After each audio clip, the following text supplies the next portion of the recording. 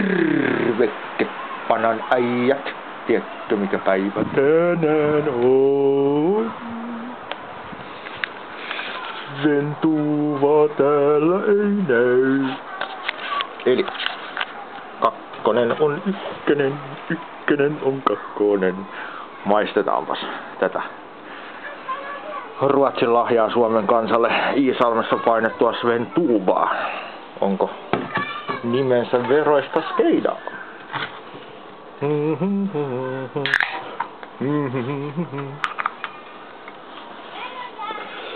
Otetaanpas pienet hömpsenpömpseet.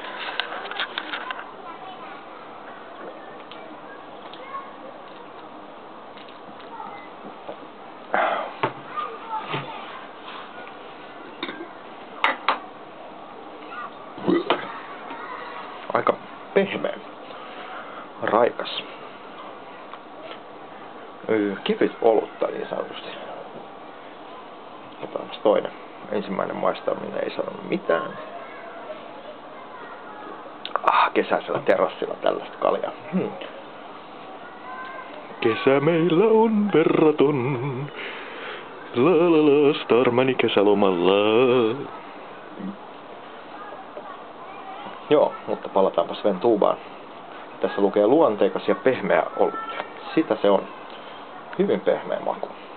Ei itse asiassa mitään pahaa. Tosin kyllä nuo alkoholiprosentit, joita on 3,5. Ne vituttaa niin sanotusti. Vituttaa.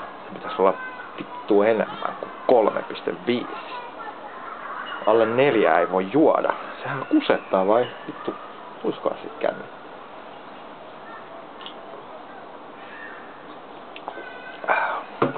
Kyllä se hyvä on. Jos tykkää tuollaista vaaleista laakerista. Tosiaan vähän ärtsympien kavereille, niin en välttämättä suosittelisi. Mutta. Sventuva täällä ei näy. Ja näkyy jälleen.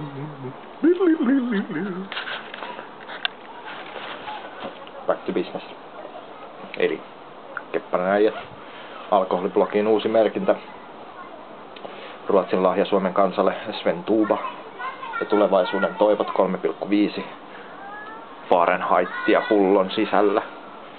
Ei ole toivottu ilmestys muuta kuin maun suhteen. Maku oli erittäin hyvä. Pantti 15 senttiä. Pintti ei edes ole, vaan normi puolikas. Maksaa sen 2,42. Joka on ihan vitun liikaa kakkosesta. Jumalauta, saatana samalla hinnalla saa 2 tölkkiä, 3 vittu samalla. Ihan hirveet skeidaa. Miksi näihinkin on tehty lapsilupa? Nyt kaikille hyssälöille ja vittu saatana sinne tänne mäelle ja vasemmisto vihreä. Vittu kuorille ja kaikille homoille ja vittu lesboille ja kokoomuksen kalpasen nappihinttareille tiedokset. Vittu mun nautintoja te ette vie. Minä nautin mun elämästä. Tehkää mitä lakeja haluatte. Minä en tottele.